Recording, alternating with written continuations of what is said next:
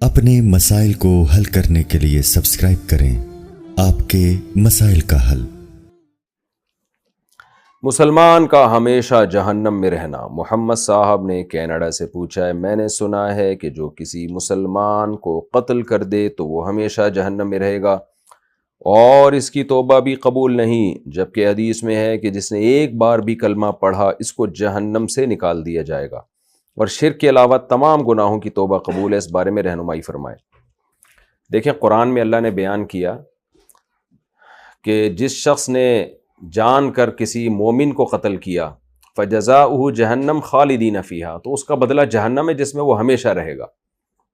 تو کسی انسانی جان کا قتل بھی بہت بڑا جرم ہے، اور ایمان والے کا قتل تو اور بھی بڑا جرم ہے، اور اس میں قرآن میں یہی سزا بیان کی گئی ہے کہ ہمیشہ جہنم میں رہے گا وہ۔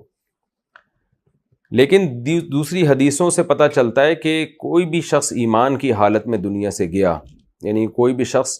جو اسلام کے ضروری عقیدے رکھتا ہو، توحید کا قائل ہو، ختم نبوت کا قائل ہو، عقیدہ تقدیر کو مانتا ہو، شرک نہ کرتا ہو، تو وہ بالآخر سزا کھانے کے بعد جہنم سے نکلے گا، چاہے کتنا ہی بڑا اس سے گناہ ہوا ہو۔ اور قرآن کی دوسری آیتوں سے بھی یہ پتہ چلتا ہے کہ پیغمبروں کی شفاعت بھی ہوگی۔ تو اب ایک طرف قرآن کہہ رہا ہے کہ جو قاتل ہے وہ ہمیشہ جہنم میں رہے گا، دوسری طرف احادیث بہت ساری ہیں اور قرآن کی آیتیں بھی ہیں جس سے پتہ چلتا ہے کہ مومن پر کے لیے شفاعت ہوگی اور وہ جہنم سے نکل جائے گا۔ تو ان دونوں طرح کی آیتوں کو سامنے رکھ کر علماء نے یہ جو آیت ہے نا جس میں آتا ہے کہ ہمیشہ جہنم میں رہے گا جو قاتل ہے، اس کا مطلب یہ بیان کیا ہے کہ اصل سزا تو اس کی یہی ہوگی کہ ہمیشہ رہے۔ اصل سزا جو اللہ نے قاتل کی رکھی ہے وہ یہی رکھی ہے کہ ہمیشہ جہنم میں رہے وہ، لیکن پیغمبر کی شفاعت کی وجہ سے اللہ تعالیٰ اس ہمیشہ والی سزا کو معاف کر دیں گے۔ اس کی مثال ایسے ہے جیسے کورٹ میں بعض دفعہ سزا دی جاتی ہے کہ اس کی سزا جو ہے اتنے سال قید بامشقت ہے، کورٹ میں یہ فیصلہ سنا دیا جاتا ہے، لیکن بعض دفعہ یہ ہوتا ہے کہ سزا تو اس کو ہو گئی اور جیل ہو گئی، اور اس کو اس اناؤنس کر دیا جاتا ہے کہ بھئی آپ کو فار ایگزامپل 14 سال قید بامشقت ہے آپ کی، لیکن بیچ میں کوئی ایسا واقعہ ہو جاتا ہے، کوئی ایسی کوئی جو ہے نا گورنمنٹ کی پالیسی چینج ہو جاتی ہے یا اور کچھ ایسا ہو جاتا ہے جس کی بیس پہ گورنمنٹ قیدیوں کو رہا کر دیتی ہے۔ تو یہاں بھی ایسے ہی ہے کہ اصل سزا جو قاتل کی ہے نا وہ ہمیشہ ہمیشہ کی جہنم ہی ہے، اور اللہ کا بہت غضب ہے، قرآن میں بہت سخت الفاظ ہیں اس کے لیے کہ وغضب اللہ علیہ، اللہ کا غضب ہوگا اس کے اوپر۔ اللہ کو کسی یعنی اس عمل پہ بے پناہ غصہ آتا ہے کہ جب کوئی انسانی جان کو قتل کر دے۔ تو اور قرآن میں تو کہا گیا ہے کہ جس نے کسی انسانی جان کو قتل کیا ایسے جیسے انسانیت کو قتل کر دیا اس نے، تو اصل میں تو اللہ کا بہت غضب ہوگا اور وہ جہنم میں جائے گا، لیکن سزا اس کی یہی اناؤنس کی جائے گی کہ تو ہمیشہ جہنم میں رہے گا۔ لیکن ہوگا کیا کہ اللہ نے ہمیں حدیث سے پہلے سے پتہ چل گیا ایک بات کہ پیغمبروں کی شفاعت ہوگی جس کی وجہ سے یہ ہمیشہ والی سزا اس کی معاف کر دی جائے گی اور ایک طویل وقت کے بعد اس کو جہنم سے نکال دیا جائے گا۔ ایک مطلب تو یہ بیان کیا گیا ہے، دوسرا مطلب یہ بیان کیا گیا ہے کہ یہاں پر خالدین سے مراد ہمیشہ نہیں ہے بلکہ مکھ سے طویل، یعنی بہت طویل عرصہ۔ ایک بہت طویل عرصہ جب کوئی کام ہوتا ہے نا تو اس پہ بھی ہمیشہ کا لفظ کا اطلاق ہوتا ہے، تو بہت طویل عرصے رہے گا۔ تو ہمیشہ صرف کافر جو کفر پہ موت ہوئی، شرک پہ موت ہوئی جس کی، وہ ہمیشہ جہنم میں رہے گا، بشرطے کہ جس کی کفر پہ موت ہوئی ہے اس تک اسلام کی دعوت پہنچی ہو۔ اس کے بارے میں قرآن اور احادیث میں واضح ہے کہ وہ ہمیشہ ہی رہے گا۔ تبھی یہی وجہ ہے کہ اسلاف میں یہ عقیدہ اجماعی تھا کہ کافر کبھی بھی جہنم سے نہیں نکلے گا، اللہ کا اس پر ایسا غضب ہوگا۔ لیکن جو ایمان کی حالت میں دنیا سے گیا، کتنا ہی بڑا گناہ کیا ہو، سزا کھانے کے بعد بالآخر وہ جہنم سے نکل آئے گا۔ لیکن بہرحال بہت طویل عرصے جہنم میں رہنا بھی کوئی کم بات نہیں ہے، اس لیے قاتل کو چاہیے کہ توبہ کرے وہ، اور توبہ میں یہ بھی داخل ہے کہ جس کو قتل کیا اس کے وارثین کے حوالے کرے اپنے آپ کو، تو توبہ اس کی قبول ہو جائے گی۔ شرک کی توبہ بھی قبول ہوتی ہے اگر دنیا میں توبہ کر لے، دنیا میں ہر جرم سے توبہ اللہ قبول کرتا ہے، آخرت میں اگر کوئی بغیر توبہ کے چلا گیا تو شرک والے کی مغفرت نہیں ہے، یہ خوب ذہن میں رکھیں۔ لیکن دنیا میں جو ہے وہ ہر ایک کی توبہ قبول ہوتی ہے، قاتل کی توبہ بھی قبول ہوتی ہے۔ حدیث میں آتے ایک شخص نے 100 انسانوں کو قتل کیا تھا، لیکن جب توبہ کی تو اللہ نے اس کی توبہ قبول کی، لیکن توبہ خالص توبہ ہو، ایسے اوپر اوپر کی توبہ نہ ہو۔ تو خدا نخواستہ کسی سے انسانی جان کا قتل ہو گیا تو وہ توبہ کرے، اور توبہ کی تکمیل میں یہ بھی ہے کہ جس انسانی جان کو قتل کیا ہے اپنے آپ کو اس کے وارثوں کے حوالے کر دے اور ان سے معافی مانگے اور کہے کہ یا تو مجھے قصاصاً قتل کر دو یا یہ کہ مجھ سے دیت لے لو. لیکن آج کل مسئلہ یہ ہوتا ہے کہ اگر وہ اپنے آپ کو وارثوں کے حوالے کرے گا، جیسے ہمارے پاس ایسے کیس آئے ہیں، ایک شخص نے قتل کیا، بعد میں اس کو توبہ کی توفیق ملی، وہ آیا کہ بھائی میں نے جس کو قتل کیا ہے تو میں اب اس سے معافی یعنی میں چاہتا ہوں کہ میں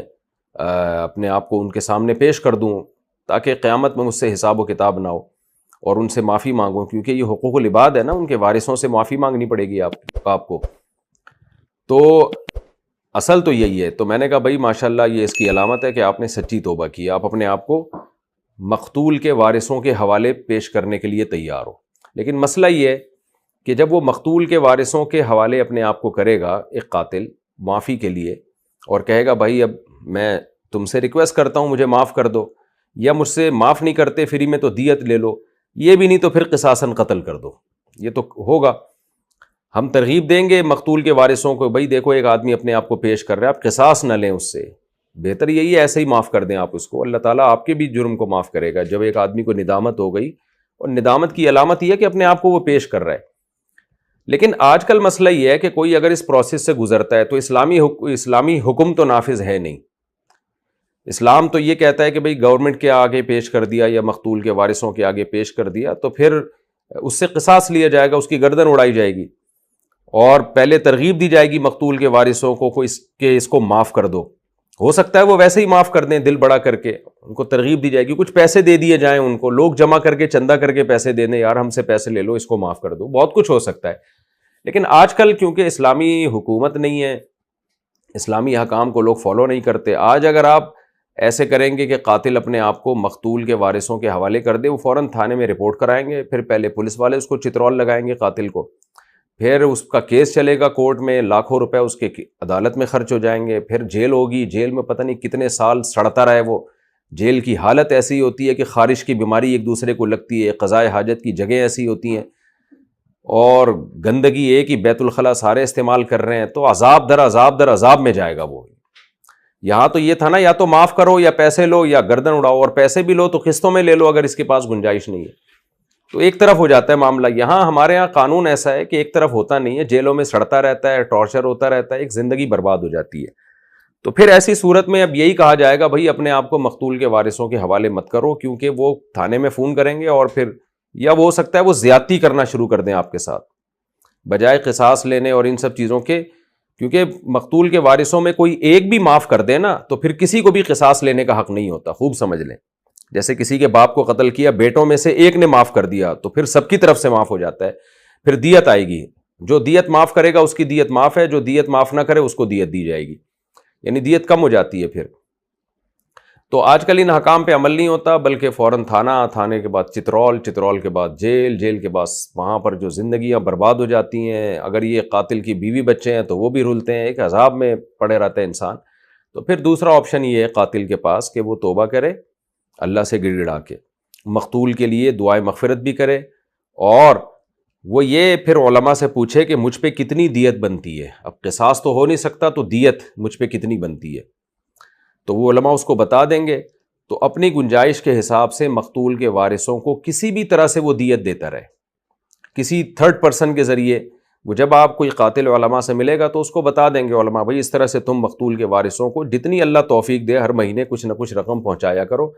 اب اگر یہ پہنچانا مشکل ہو رہا ہے، وہ بولیں گے کون ہمیں دے رہا ہے، تو اس کے 20 طریقے ہیں. تو اس طرح سے دیت جو ہے مقتول کے وارثوں کو ادا کر لی جائے. اور اگر قاتل انتہائی غریب ہے کہ 1 روپیہ بھی نہیں دے سکتا، وہ ہے ہی نہیں، تو پھر توبہ استغفار کرے اور یہ نیت کرے کہ جب اللہ نے مجھے مالی وسعت دی اور مجھے اللہ نے مال دیا تو میں مقتول کے وارثوں کو دیت ادا کروں گا. تو انشاءاللہ اس کی توبہ قبول ہوگی اور اللہ آخرت میں اس کو سزا نہیں دے گا. غیر مسلم پر دم اور جھاڑ پھونک. اچھا، یہ جو میں نے قتل بتایا نا، قتل کی سزا قصاص ہے، یہ ہے جب جان بوجھ کر قتل کیا ہو. اگر غلطی سے قتل ہو گیا تو پھر اس کا کفارہ دیت ہے اور 60 روزے لگاتار رکھنا. یہ خوب سمجھ لیں، یہ کرنا پڑے گا.